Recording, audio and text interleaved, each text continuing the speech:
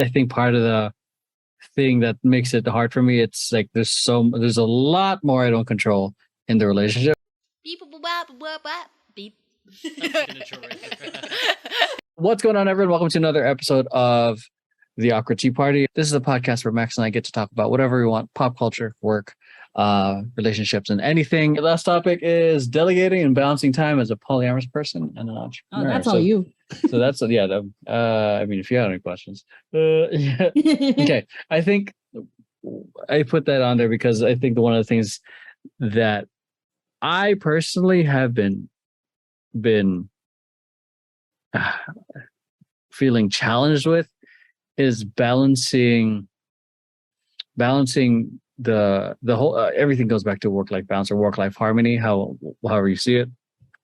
Just because you both know the workload that I have, and because I'm in a relationship with you and Lauren, it's a very different call that I have to make, because now I'm being intentional about, because both of your love languages are quality time. So I'm like, I got to be intentional about blocking off time to hang out and to do things, and to, like, when you're in the East Coast, watch things, and with staying over, and more often the things, work and whatnot, has been taking the hit of things I need to finish in terms of things I need to work on.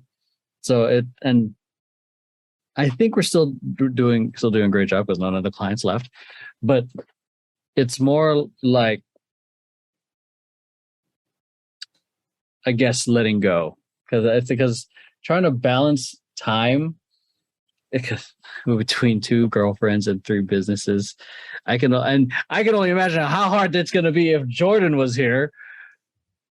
Oh my God. And the fact that I'm like practically not working for one week out of every month, it's just, yeah. And I think that's one of the things that has been a challenge, because it's different if I'm just working one job, one girlfriend, or if it's so I think one of the things that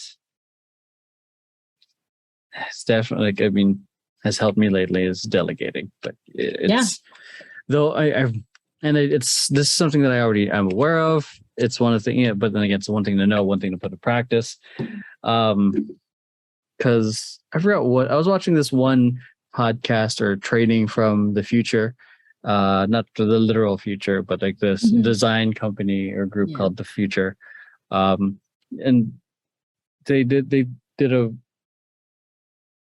it's one of those lessons, like, I like, it just keeps coming and then now it's finally hit. It's like, oh, I get it. I get why I should do this, because now for me now it's a necessity that I have to do this, that I need to delegate, that I need to give it the work away in order to balance everything.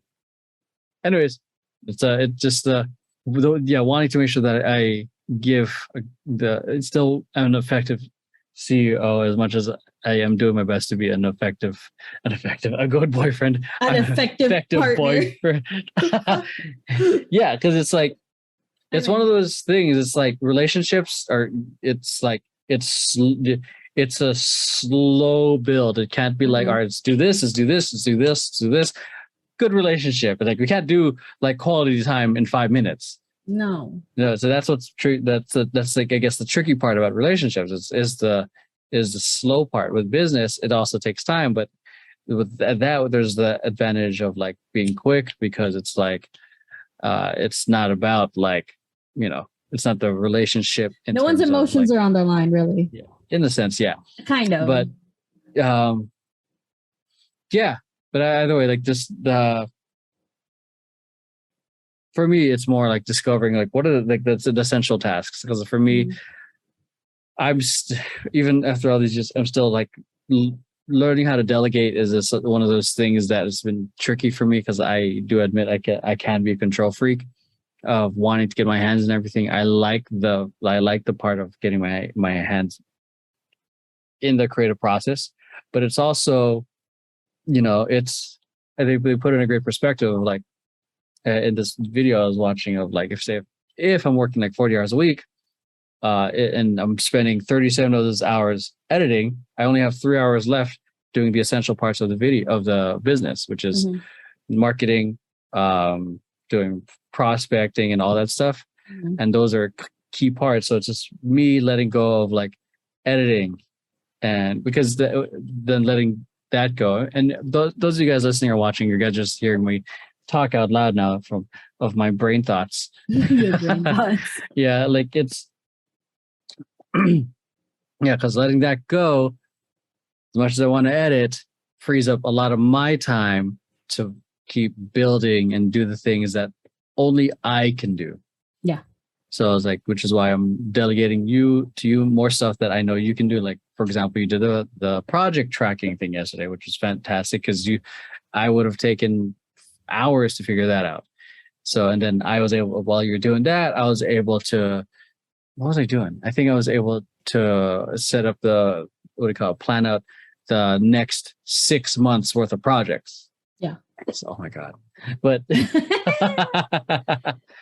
and then also, if you hadn't like basically let go of editing this podcast and like gave it to me or like anyone else really that's competent enough, but like if you hadn't let that go, not that, it's whatever, but like the episode that we recorded last week wouldn't have gone out this Sunday. This Saturday, yeah. Or Saturday, this weekend. That's true, because it's like, you essentially know how the whole process is from the ground up, not just the editing, but all the way from the filming to the editing to the SEO and uploading and to the micro content.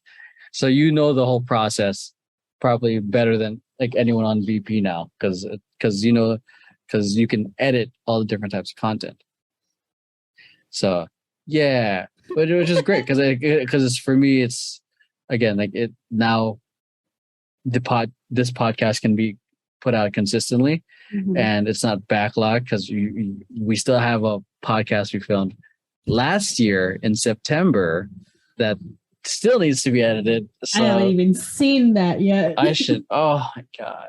Yeah. So this is why letting go of things is important, because that backlog shit happens.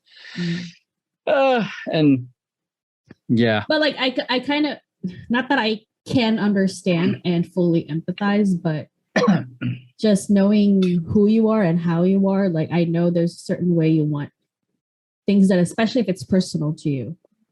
And like, and if it's not done quote unquote correctly, someone kind of just like goes off and does their own thing and it's not to your specifications, and you're just like, oh, I should have just done this myself then. Yeah, that's one of the things that one of the reasons I hesitate about delegating is like, shit, like the time I'm fucking giving notes, I could have been using this to get the thing done. But then that mentality, it adds up. Because I can't do that for everything. Yeah. I feel like I delegate when it's more, I feel like more and more I'm like, no, I need to delegate more. It's like I can do this myself because I can do it quickly. No, delegate more. I think there's a thing that worries me kind of as your partner, not as your employee, as your partner, that at some point, because you are trying to balance being a boyfriend to two people and then also running 3 businesses at the same time, like at what point does something feel like, this also could just be because I'm insecure as fuck. Will it get to the point where one of those things feels like an obligation to you versus something you want to do? Because like I told you before, like, I think we like talked before that, like, there are times that like I sometimes feel like spending time with me becomes an obligation because then I hear you, I'm like, oh, I should be doing this. I should be doing this. Or, like there was something you wanted to do with Lauren, but you were with me instead. Yeah. So like, like at what point, like, will that, or like at what point, or do you think it'll even get to that point? Like either being with me or Lauren would feel spending the quality time with us. It's like, it's like, as opposed to I want to go spend time with Lauren or Max or both, to I have to. There's the want to and the have to. Are we specifically talking about relationship, or are we talking about work here? Either one of them. Like at what point does one of those things just kind of lose its spark for you? Like, or do you think it'll ever get there? Well, that's the thing with me. Once I'm in it for a long time. Mm-hmm. But I do see what you're talking about, where it's like, and now I have to do this. Mm-hmm. And it's kind of a drag, and I'm like dragging my feet. I don't know about the relationship part, especially like, we've been together for a long time, and then I don't know. I think in order to feel that way, I feel like I would have to be hurt in a way where I feel like I don't feel valued in this relationship anymore. But even then, because I know my personality, I have a very strong urge to just like, what's the different angle? What can be done? Well, how can I communicate this better? Yeah. So that's definitely one thing. Yeah. And I think one thing that makes me appreciative of either relationships is the freedom. Because it's like, if I go and I get out of and you allow me to have that choice to, I don't know, like say hang out alone, or I'm working. Not your mom. So like, no, but it's like, dude, I've been in relationships where like I felt like I had to report in. So, but just having that sense of like, sometimes guys are in this relationship where like, oh yeah, I'm going to go hang out. Okay. Mm-hmm. And it's like kind of passive aggressive kind of bullshit that happens. Okay, have fun. Yeah, that kind of shit. And it's like, it's not genuine, but it's passive aggressive. Yeah. Like the fact that it's like genuine, go hang out with friends, go do this, do all this stuff. For me, knowing that I have that makes me appreciative to want to come back. Like when I come back, because it doesn't feel like I'm being controlled when I'm trying to be my own person. Mm-hmm. Yeah, I think that's a huge thing. It's like we all understand, we all want to be individuals in this relationship, not the relationship defining us. Mm-hmm. Yes. And I think that's one thing that I think that I kind of fear. I'm like, oh no, like because all three of us knew it's different, and it's very like strong personalities coming together. So I think that there's that inner fear a little bit of, oh, like I don't like person's moods, and that we kind of experience that and whatnot. And so that kind of worried me. But yeah, in terms of the relationship, no. But in terms of work, I think it might be a while. But like I know for sure, find something else to do. Yeah, I know for sure. Like in terms of creativity, I'm always going to create. If I don't like the whole question, if I didn't have to worry about money, I know for sure I'd be fucking filming, creating some fucking videos. Yeah, I would be vlogging a lot. Yeah. Just like all the activities we do, because I find life fascinating. I find the things that I do with my friends fascinating, and I feel like it's awesome to be able to re-experience that, like in any way, because then we can talk about memories, and then we have a library of all these memories we experienced together. That's the stuff I like. I appreciate Casey and I said, and all the whole like that vlog genre. Even though it's like in a sense dead, it's still like fun, because it's like this is someone's life, and it not so much where it's like vlogging because it's like, oh, I have to do a thing. Like no, it's like for me, just I would be creating like, this is my life, this is what I'm doing, this is my story. So and with VP, as much as I enjoy clients, I honestly I think I've shared this right in the podcast that I want to shift away from working with clients. Yeah. So like I want to shift away from, because I love clients, they pay a lot of money, but I'm also like, but you also don't want to just answer to someone. It's not so much to answer to someone. It's more like it's still there's still the trade-off of time to deliver those things. Like even though yes, we're delegating Delgado. Yeah, but even though we're delegating, I'm delegating more stuff, and I'm not editing, and the team's helping produce a lot of things faster. And it's still like I'd much rather just use these resources for myself and for Temper Tantrum. Yeah. it's because these are two projects, two things I really give a shit about. Because then, yeah, because I feel like it's having more control to do things that I care about, and just would be more fun, a lot more freedom of not having to go on set. I think the only I would like to just film our own things. Yeah. I mean, I do want to say that, like, I think you've been doing this since before, like since pre-Polycule. Like, I do appreciate that, like, you do take the time to carve out time to spend with me, or like, or now with Lauren before you go somewhere else, before you go film, before you go to work, before you like literally jump into work, or you go to Lauren or you go to me. I do appreciate that, like, you do find some sort of time to like spend with us, like before you go do something else, before you like quote unquote leave us, but like not like that, but you know what I mean. What I mean. I can't word. It's almost midnight. I do appreciate like the effort, and like you actually like trying like genuinely spend time with us. And like I know, like, especially like with me right now, because we're doing this over Zoom, or like it's the things we can do are limited. We literally just watch things or we podcast. But yeah, because I think one of my insecurities too is just that, while I'm here, what are we doing? We're just watching things. Like I'm not doing anything fun.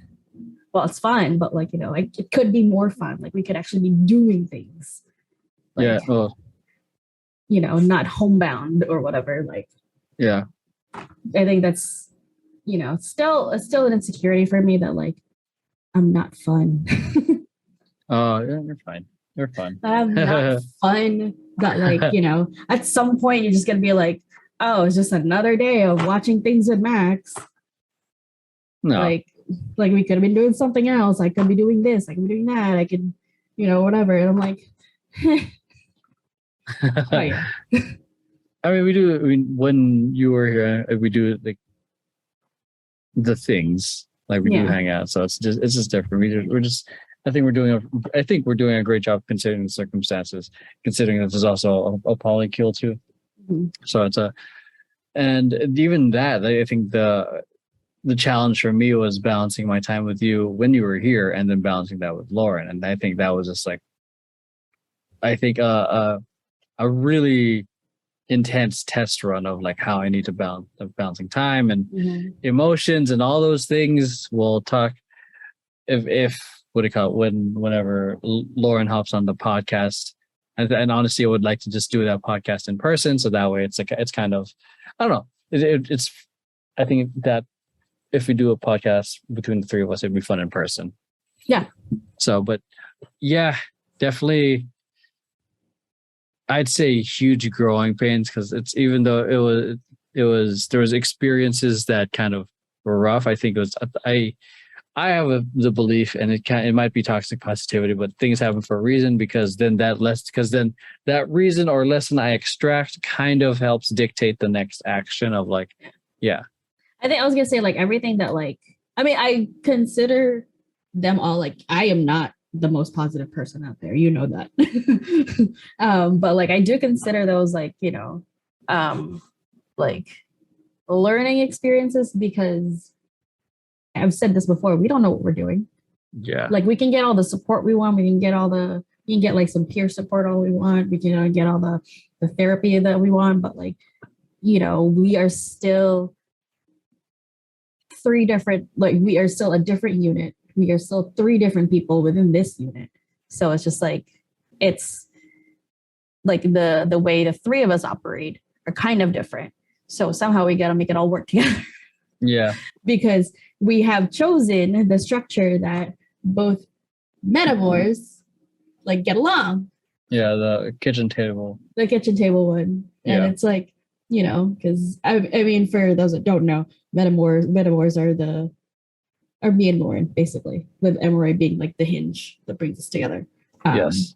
So there are structures that we've heard of that You know, the metamors have nothing to do with each other. They know of each other. They don't talk. They're not. They're civil, but they're not friendly. Like, Yeah. And I'm like, that's kind of weird to me. So yeah, then there's kitchen table poly. I forgot what it was.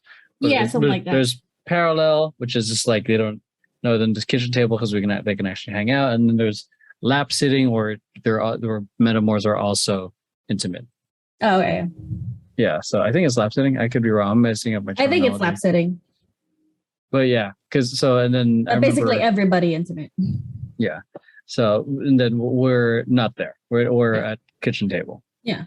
So where everyone is civil and friends and whatnot. And I think that's I think from what we saw from like the peer support is like it's a rare thing. It's a rare thing, but I think for me that was a good thing because I think before when you opened up to me before you told me that it was Lauren that you were thinking of opening up the relationship to, I was like, I don't want anything to do with this person because I didn't know who the fuck it was.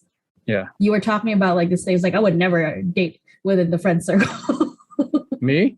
Yeah. Yeah. Yeah. Yeah. You had this whole thing about you not dating within the friend circle. So like I ruled out anyone that's you're friends with. Well, that's the thing too. Like to begin with, I'm like, who is this person? Like the thing too, like because not only that, I'm also the director, and she's part of one of my dancers. So, and now on board with you. And then there's that one of those things of like nepotism, favoritism, and all the isms that come with that. But it's one of those things like the heart wanted what the heart wanted, and then kind of wanted to see like it's very much you kind of get know my methods. Like I'd much rather know than not than ponder. So, and at that point, I had like I think I told you, or I forgot who. How did I know I was poly? But when I was like looking it up more, I literally felt like the clouds parting and a ray of sunshine on me. Like yes, I resonate this like the sun. Oh, okay. But yeah, it just made sense. All my past behaviors that I we talked about this on the previous podcast. Yeah, so all those things.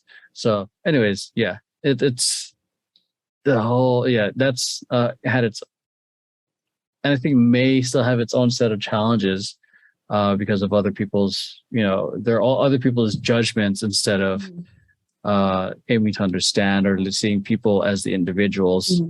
Because we live in a society. Yeah, because we live. because we live. no matter what, people are going to judge. So and I think we shared the original game plan that we were going to try to keep it low key for a while, but it just we were going to wait a year. It just made it hard to operate as in relationship to each other. And then it also like made me feel very guilty about like me and you like being completely out as like a couple or whatever, and then because we were kind of keeping it low key, like Lauren's just kind of there. We're just dating is fun, and like because people already are aware of the challenges that entails, and then but now the addition of dating two people, it's even more challenging. Not challenging, because I don't even say because it's. For me, it sounds like challenging. Sounds like it's hard. I mean, it's not easy. That's fair. But yeah, it's trying to be like trying to balance all that, and sometimes between everything, and then you've seen me. I feel like there's I think it's for something I personally need for myself is a solid self-care Sunday for myself kind of thing. Self-care Sunday. Relax your body, don't you know that you've earned it? Where, because you see where there's the pressure. I feel like everyone needs me to do something. That's everyone true. Like I need to be a good boyfriend, a good boyfriend, Lauren, a good boyfriend to the companies. Good boyfriend to the company. Because and then it's like I want to do something I want to do, and then that kind of stuff. So either way, one thing that that's kind of been helping is the shouts out to Atomic Habits was like, they very much talking about like people are very focused on the outcome and the result that they want, but they don't think about the processes to get them there. And if people were focused more on the processes, they would still get the goal they want if they optimized their process. So for me, it's thinking about like, what is the process for me to be a good boyfriend to you and Lauren? Because I think more like as I'm only like 34, but the importance of relationships have greatly and are much bigger now compared to when I was first starting my business. And then what's the process for me to be a better CEO or what's the process for me to grow the company into the direction that I want? Yeah. So part of that is like the question for these processes is like, who do I want to be? And and getting clear on who I want to be in work, in relationship, kind of and oh man, I feel like I haven't said this in a while. Vision dictates action. So like kind of seeing who I want to be kind of dictates like, okay, makes it easier because then it's like, say, for example, I want to be able to be a good boyfriend to you and Lauren. And I know hanging out with you and hanging out and doing, say, podcasting and watching the movie with you or taking class with Lauren, that's part of the being.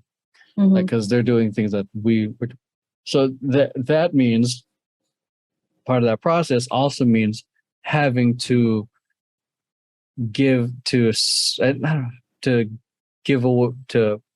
sacrifice time, for lack of a better saying, working instead of my former million hours if it was just us. You no longer have unlimited time to work. Well, virtually unlimited time to work, because now not only do you have this needy bitch, you have another girlfriend. Yeah, so it's like who's not as needy, but still. So that goes into the question: how do I be an effective CEO? How do I continue growing? So it's like, therefore, and I need to delegate better use of my time in terms of like growing the company and all the things. Yeah.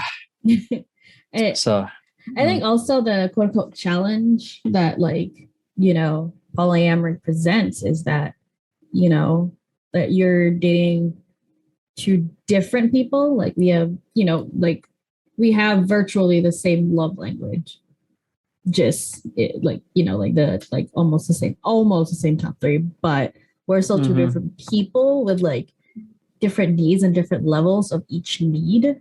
Yeah. I guess. So like, navigating those two, because, you can't do what you do with me to Lauren and vice versa. Like, that, that can't work like all the time. Yeah. And it's another person, more people, more emotions, more complex, the relationship, a lot more to navigate. And it's different. And I think part of the thing that makes it hard for me, it's like there's a lot more I don't control in the relationship versus the company. Versus companies, I'm like, do what I say or you're fired. Or you're fired, yeah. Yeah. If you try that with us, we're like, like do what I say or else what? Or else what? As we stand over you. If I ever like talked like terrible to you guys, I know it'd probably be done. Oh, you would be single in a heartbeat. Yeah, because it's like it's just navigating through everything. But I don't know if the main reason I'm sharing with this is one, because I'm narcissistic. But I feel like I to play on that joke, I feel like I had very strong narcissistic tendencies when I was younger, but I feel like maybe not as much now, but maybe, who knows? I mean, I fucking do YouTube. Come on. I mean, there's a slight level of narcissism to be on YouTube. According to child psychology, children are self-centered, period, because that's all they know. That's fair. And then eventually they grow. You calling me a child? No, I'm saying like people grow out of it at different rates. Oh, I'm a man child now. I am. But yeah, I mean, again, going back to like sometimes. Just if anything, if you guys just take anything from this, is like balancing work-life balance. I think that's like the whole thing a lot of us are trying to do. Instead of trying to achieve the thing, it's like, who do we want to be, and kind of focus on that, and figure out, like, say the famous question, what would Jesus do? That kind of thing. If like, not so much that, but like, so like kind of like someone you kind of, because then what would he do? That's true. Because the dude was all about love. Yeah. And he's hippie as fuck. Love one another as you love yourself. Yeah, long hair. Fuck the man. We're eat fish. Here's bread. All this stuff. Eat fish. Yeah. Come on, because he wasn't exactly a fan of the established. Like, he wasn't. And that's why I was crucified, because like one of the reasons. But yeah. So, anyways, like that kind of questions, like this kind of ideal version of like, all right, what would he do? And then you kind of like, and then it kind of creates this space to I guess be creative to operate and think in a different way. Yeah. So that's one of the things that I think my favorite questions is like, what would that look like? And then you get to paint this picture of being, and then which helps with the doing, and then eventually gives you the having. So yeah.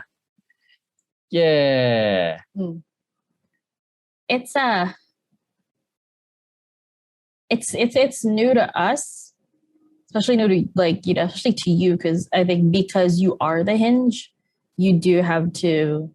There's a lot of legwork on your end, because you are the hinge of this relationship. Like I know, like I talked about this with my therapist before, and I talked to you about it too. That there was a lot of things there was a lot of emotional and mental legwork I was doing that I didn't realize I was until I had time to think about it. Because I'm like always like in my head was always like, you're the one doing most of the work in this because you're the hinge in this. Like there's a lot of balancing on your end. There's a lot of things, but like I never took into account how I would be stretched so thin emotionally and mentally because of it. Like, there's certain things that happen that like affected me, but like I never realized how much it actually like affected me and my psyche until I like had time to sit down and be like, why am I like, why do I feel like this, even though this wasn't about me or something. Yeah. Because then I was also like thinking like if there was something happening between just you and Lauren, I'm like, that would affect me just because I care about the both of you. But also like, I'm just like, I also don't want to make this about me. Yeah. Because it's not about me. But at the same time, like, I think I'm trying to punish myself for being affected. Because it has and like, because yeah. if I'm affected and I tell you about it, then I'm making it about me. Yeah. So I'm just like, what do I do? Do I just not tell anyone? Do I just tell my therapist and nobody else? Like, do I keep it to myself until I can get to therapy? Like, and then that becomes, how much more therapy will I need then? Because I'm waiting until I get to therapy to talk about this. Yeah. Because this whole thing, like, I don't want to be a burden. I don't want to make it about me because it's not about me. But I felt what I felt. And like, is this valid? Am I okay to feel this? So I was just like, like the whole time I was just like, literally forget what I'm feeling, whatever, or downplay it. And I think I wasn't consciously downplaying it. I was subconsciously downplaying it. Yeah. It's like, because in my head, it's just like, because in my head, it's just like, in my head, it's like, this is about them. This is about them, not me. So like, get over yourself, Max. Like, it was like that for me. So And then after sitting with it, I'm like, oh shit, this is a bigger deal than I thought it was. Yeah. Now I got to process it like after the fact, which is a lot harder. Oh, isn't most processing happening after the fact? Oh, there's things that I like process like during. Ah, okay. Yeah. Yeah. So, we talked about this like off this, but it's definitely different because if, for example, like you did a great example, like if though each relationship is in a sense separate from each other, there is sometimes the rippling effect that happens from one to the other, which is not something that's common to in monogamous relationships, I think, but again, my brain is just like, oh, here's this perspective. Yeah. Like, what about even if it's a monogamous relationship, just this argument in my head of, even though it's a monogamous relationship, it can still affect friends. Yeah. It can still affect that stuff, but it's different because we're all romantic partners, and it can affect either person either way. But I do. I am glad that we were able to process it, and I think that's one of the things that I do enjoy about our relationships is the fact that there's a lot of emotional maturity that for us to be able to talk, and we do go to therapy because it's like we stand therapy on this podcast. Yeah. There's, for those of you considering it, there's nothing wrong with it. We're gonna keep echoing that. It's like it feels great for someone to just unload your shit without someone just judging you. Yeah, because if you unload your shit to maybe your mom or your friends, they have a lot of opinions. And they have their opinions, but they also have their own baggage too.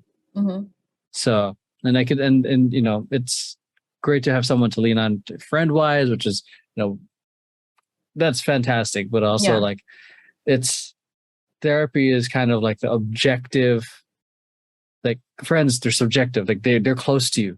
They're too close. But with therapists, they're just like, that's here. What about this perspective? They get you thinking. And a lot of times, not a lot, maybe depends on how deep the issue is, but they'll definitely get you reflecting, because the best way to change is, to have someone be that mirror for you and kind of sometimes questioning your line of thinking, because sometimes it may make sense for that moment until you hear a question, until it's questioned, and maybe it causes a paradigm shift. I'm talking out of my ass now. Hopefully I'm making sense though. No, I mean, from personal experience, because that's all I know, is that there are things that I want to talk to you and Laura about, like really bad, just because you're like two of the closest people to me, obviously, but also like I don't do it until I talk about it in therapy. Like there are times where I, like in the moment, I'm like, should I talk about this now or talk about it after therapy? God, you are much stronger than me in that sense, man. Shit. Because most of the time when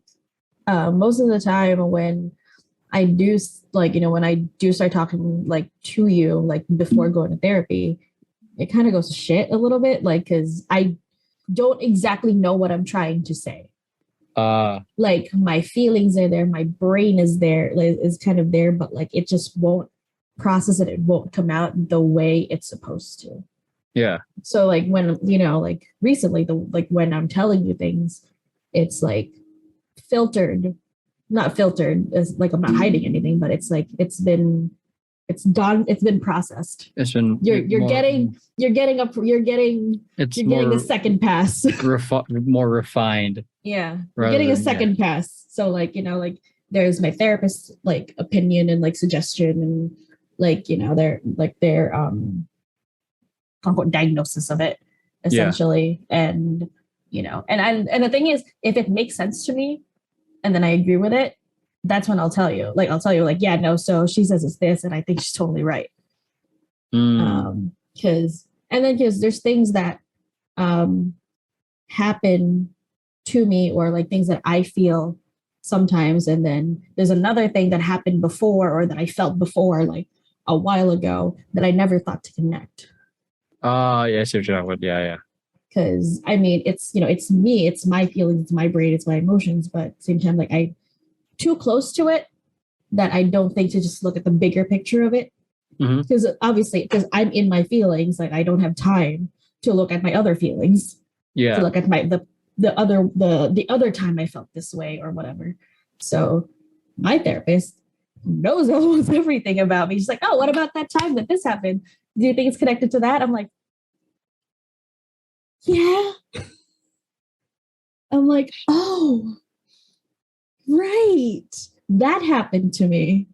Like, and I feel like with therapy, I'm able to explain myself better to you and Lauren, like, like just why I am the way I am. Like, it's not an excuse or anything, but like, I'm giving you a better insight as to why I am the way I am.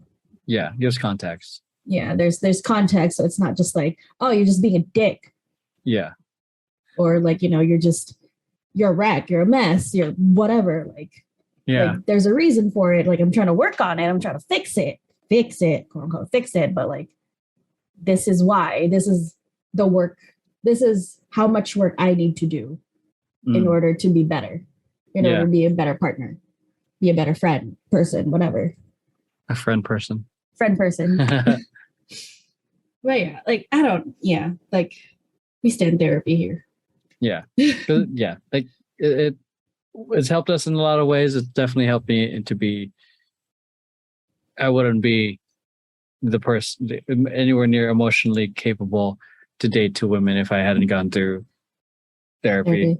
Yeah. Or there's a lot and it's that helps. So yeah. Anything. And the thing is, I lucked out with this therapist. Like, I had a couple therapists before that were like, not that they were judgy, but like, they just, I don't know, they just kind of never bothered to understand where I was coming from with a lot of things. And this was like, like years ago. And then I found this one, and and she instantly got a read on me, and like knew that there were ways to get me to be more receptive and like be more open than just forcing me to open up. Yeah.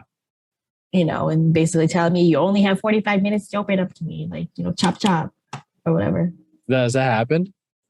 Yeah, I've had a therapist like that. Immediately dropped. Whoa. Immediate no. They were older too, so they were just like, I don't know, and they were probably busy. Like, they were, I'm trying to make excuses with this for this person. I'm sure they're good for other people, just not for me. Yeah, I'm a slow burner when it comes to opening up. I definitely would not have vibed with that at all. Like, mine has to be like, honestly, I have a huge preference in a female therapist because I feel safer.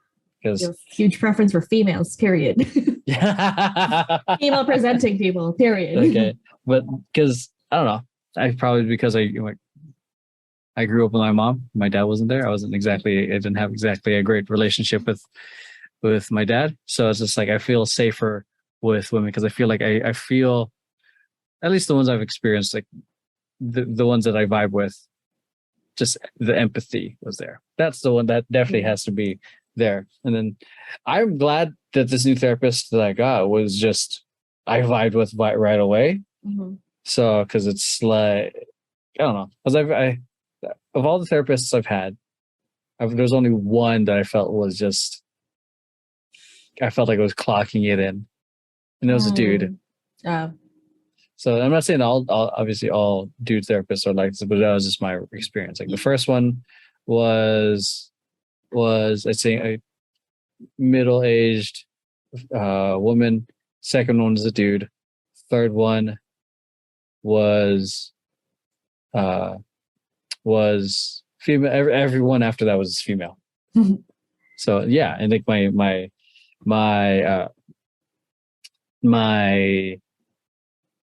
anger management, female, parenting class, female, my domestic violence class was a dude, but he was kind of, I liked him because he was kind of old school, and it's kind of like with him, he was arrested in the 70s and he got out like in 2003. So and Damn. so because he shared me his own story of why he got in jail, but yeah, and then he was just like trying to, he kept it real. So, but it was more, I don't know, very rigid in a sense, like yo, fuck up. I mean, this was gonna happen to you, that kind of stuff, and I don't really respond to that because for me, I'm like, if you're gonna come at me, I'm gonna come at you back.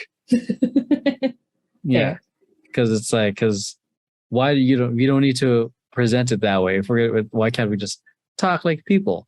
So, but I it's not like I'm saying I did that in class. It just because because that would land me another 52 weeks. Exactly. I was gonna say, but you had to be there. Yeah, I was there.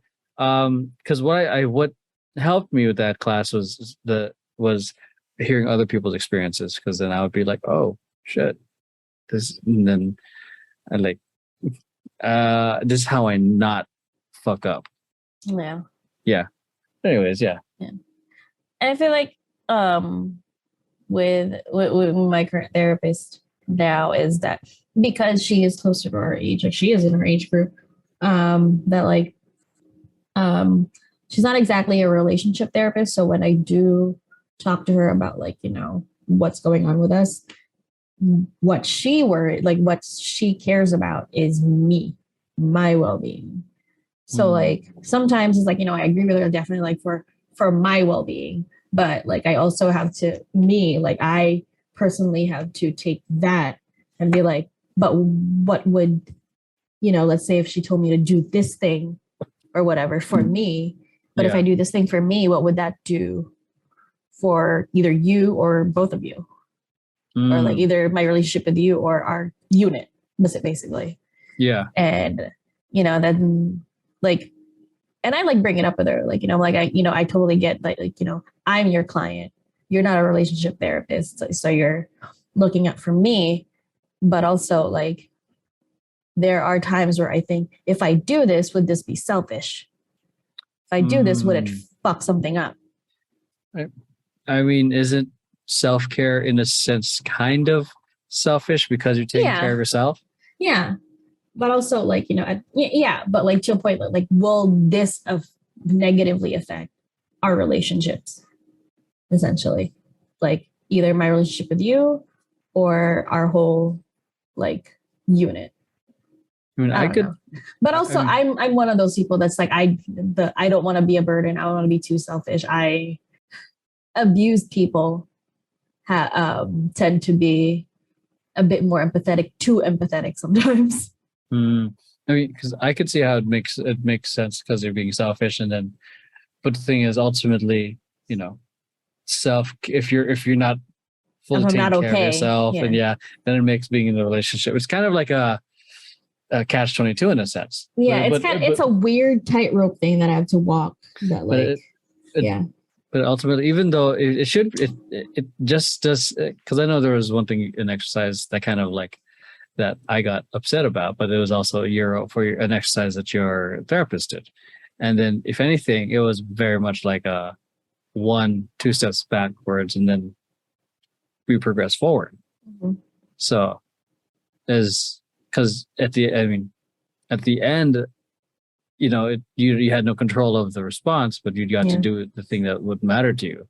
Yeah. And then, you know, albeit like I don't like how I responded to it, to be honest, but it's like, for me, it was more like, how do I, like, another thing of what this trigger, or like, how do I continue not being a fucking idiot when I get when I get this triggered? Because I reflect on like when I get mad, or like how can I show up or how do I control myself? I try to control myself as often as possible, but it's like, yeah, I don't know. I felt like I was kind of a dick during that interaction. With me? So, during that, yeah. And during that exercise, I felt like I was kind of a dick. And I don't like that because then it doesn't support the exercise that you're trying to do. I mean, I wouldn't have had to, I wouldn't have had to do that in the first place had I just not put everything out there to begin with. But then again, that was also like, I didn't talk to my therapist yet.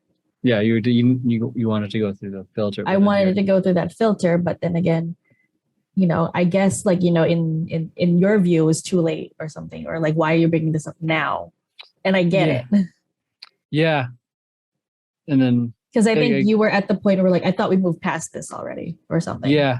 And I think that's the thing for me now that I'm just reflecting on it, because like some people, just because I got moved past it doesn't mean everyone else moved past it.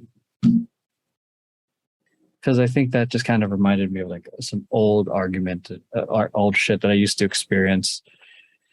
And this is, I think, just honestly, I think, maybe an ego thing, just a control thing. Awkward tea therapy. Yeah, because definitely like the whole, I experienced that a lot in my previous relationship. Like I had moved on, she had not. And I was frustrated because I think it goes to the whole thing of like, I'm not exactly a whole fan of having to backtrack if I'm trying to progress forward. Yeah. But now that it just not honestly just breakthrough, but just like thinking about it is because like sometimes like just because I move forward doesn't mean everyone else is. So that means, I don't know, like in a lot of these RPG games, you have to go back into the same place to move to fucking progress. So yeah, most games that I've played that require some sort of puzzle, you got to go back and forth to things, and I guess that's because I have had like interactions with like exes where it seemed like I was dwelling on something, but it was because it took a while for me to process how I was feeling. And then I brought it up. Like, let's say it had been days or whatever. Then I'm like, oh, hey, I need to talk about what happened the other day. And they're like, I thought we already settled this. Yeah. And I think that's what I was afraid of when I when I did that exercise, I guess. Because what I was afraid of was I thought we already moved on from this. I thought this was fixed. I thought you were okay now. Yeah. Or you seemed like you were okay. You said you were okay. Yeah. So yeah. So I was like, So like it got to the point where I'm like, this was like obviously pre-therapy. Well, I've been in therapy, but not with this therapist. And I'm like, I was at that point where I'm like, so should I just not talk about my feelings?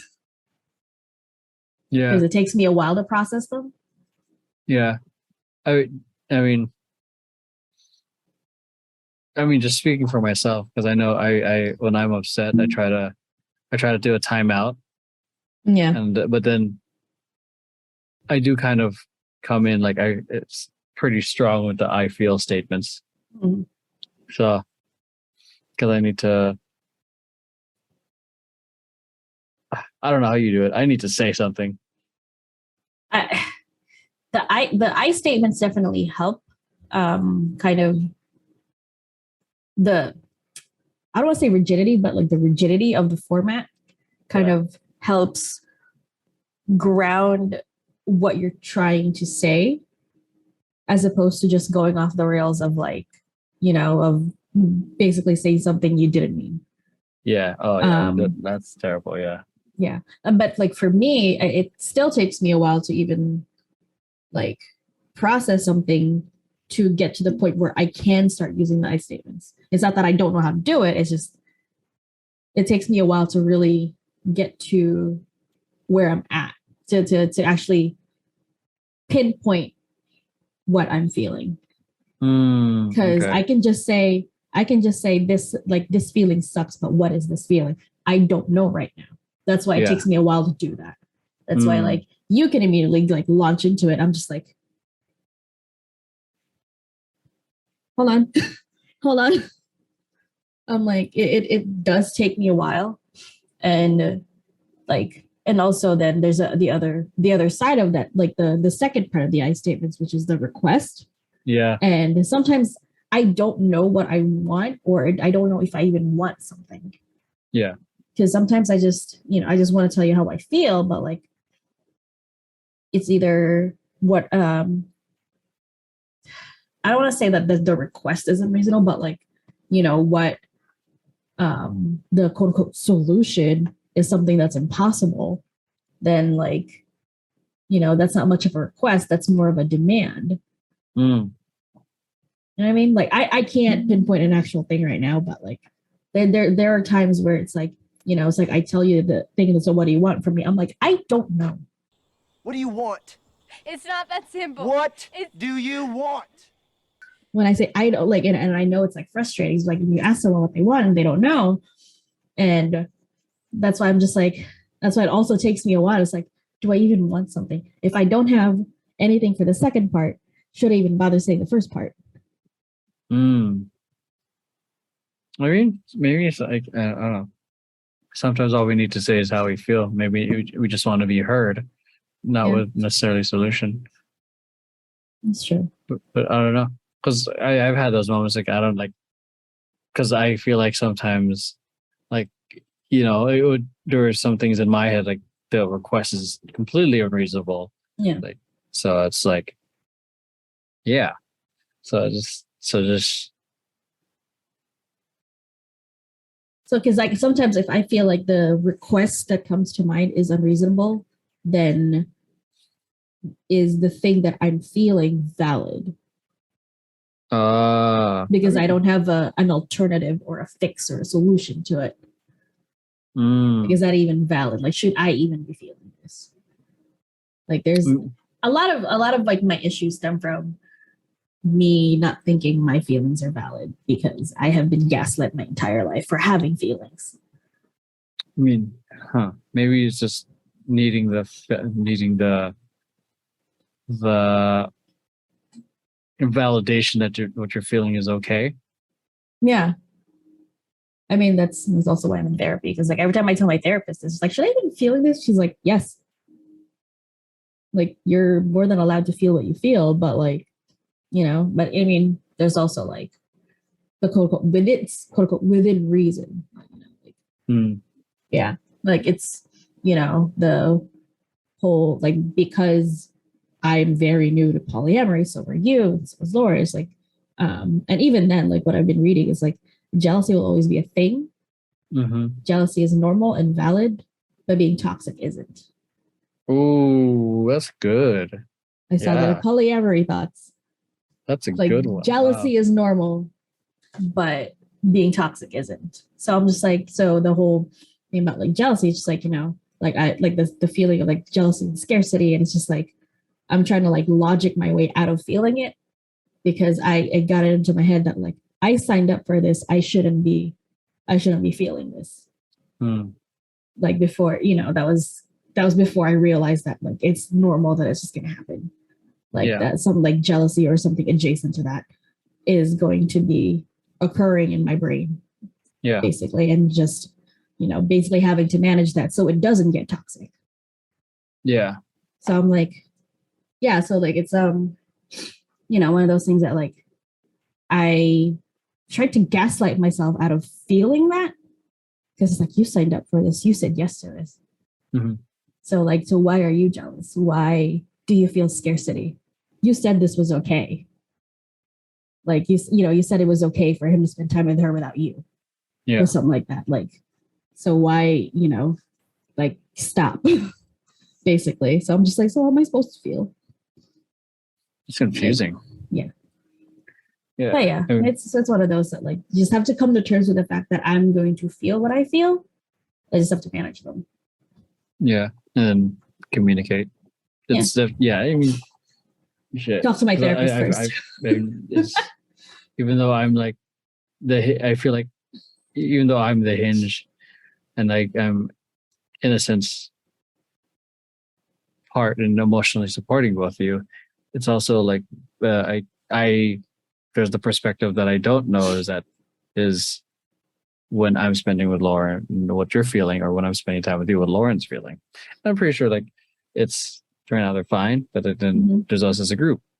Yeah. And then those type of emotions, and that's something that at least right now in this point in time I don't experience it, and then because the option's still open to both of you to see other people.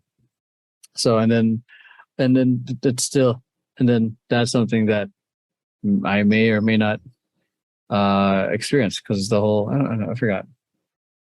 But yeah, it's one of those things. In theory, in my head, I feel like I'll be okay, but I know I'll definitely experience it myself. But right now, it's something that I can only experience through an imagination, whereas you and Lauren definitely experience it.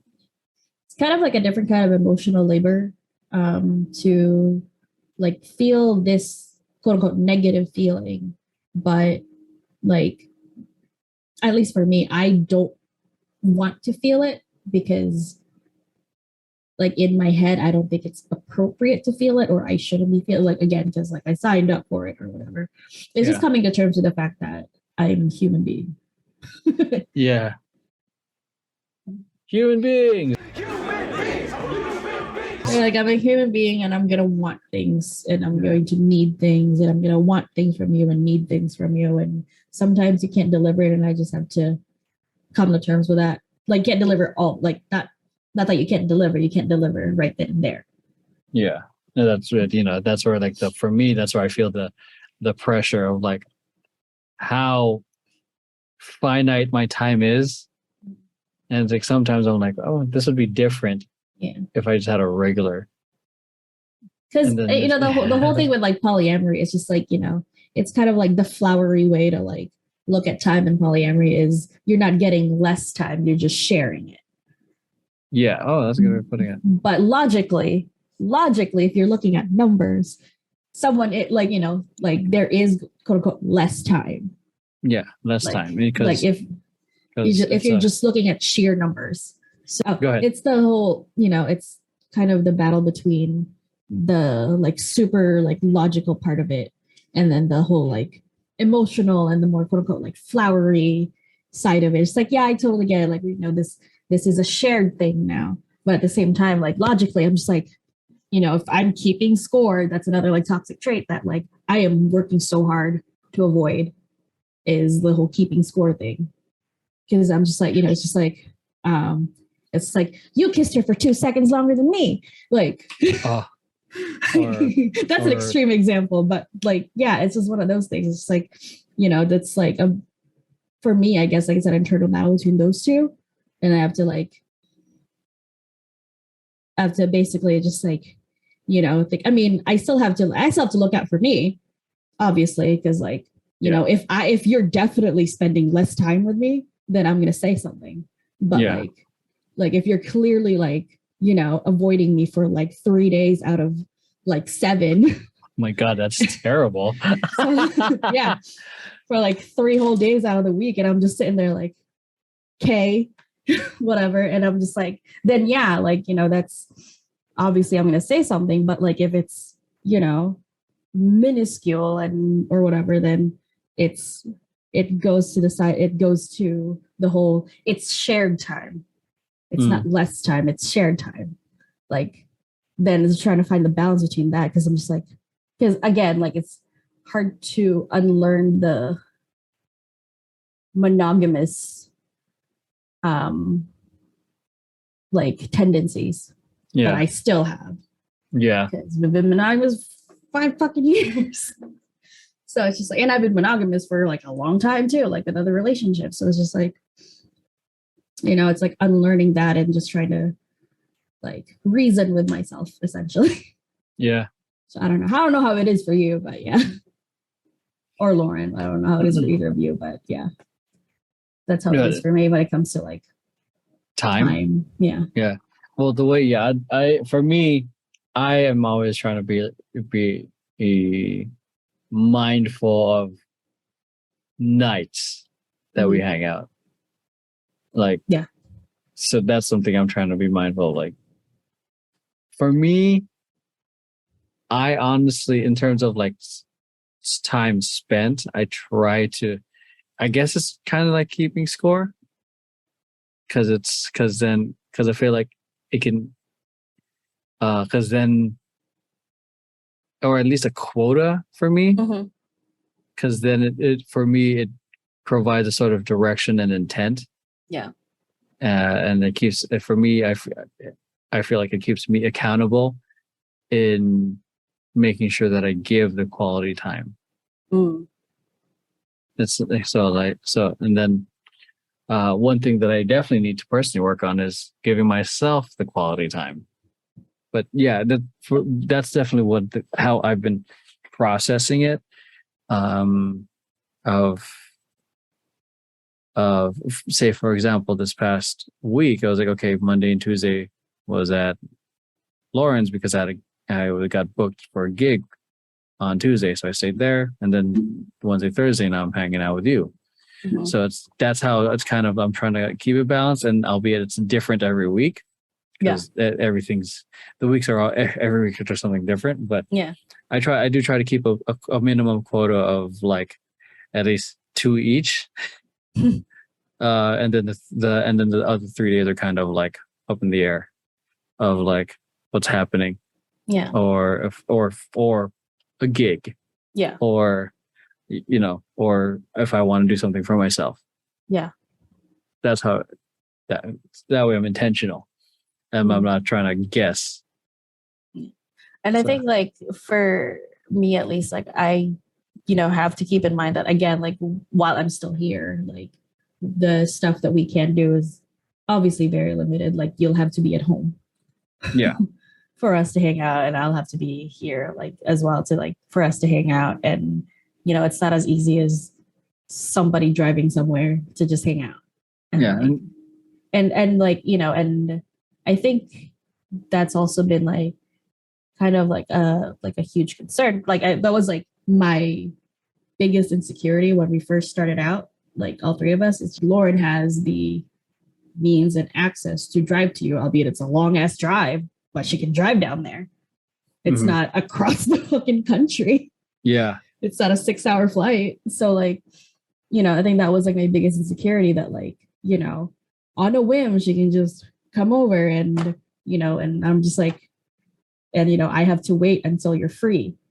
Or like, I have to wait until, you want to. Yeah. For me. And I'm like, and I think, that kind of triggered a lot of anxiety for me back then. Cause like, I didn't, like we were just kind of getting our bearings. I wasn't like doubling up on therapy at that point. I was just like, I was a mess. I was a fucking wreck. And like, and I think I tried to communicate that with you, but I didn't do it correctly. Cause I was just like, I made the way I worded it before was more of a comparison thing. And like, it was a comparison thing. And I like made it sound like, I made it sound like Lauren had the upper hand on me or something. Mm-hmm. And it made it sound like it was a competition for your time. Yeah. And it wasn't that. It was the fact that I don't have that. There was something that she had that I've always wanted that I don't have. Yeah. And I'm like, so, and and again, I'm like, what does that mean for me? Mm-hmm. But again, I didn't communicate that properly. So it came out shitty. Yeah, I see what you're talking about. Yeah. Yeah. So, but yeah, I mean, we're getting there. We're getting better. I feel like we have. And I think the next challenge is we'll see what happens when you come back in September. But I think we started getting our bearings like towards what do you call it? Towards the last week you were here. Yeah. But I feel like there's definitely a lot to learn. There was a lot of learning that was happening. Yeah. That's it, everyone. Thank you everyone for watching. Hope you guys enjoyed. Do all the things. Follow Max on social media if you want to, if she allows you to. If I allow you to. Yeah, and Yeah. My that's Instagram it. is you're always welcome to my Instagram. Yeah, follow the Instagrams. But thank you everyone on Instagram and on Twitch for watching for Fuel Caution, and everyone on Instagram, Leo, Julian, Christy, Jean, Mel was on there a little bit. On yeah, Instagram. Mel for a little bit. So thank you everyone for watching. We'll see you guys in the next episode of Awkward Tea Party. Take care. Bye. Q Noelle. Beep.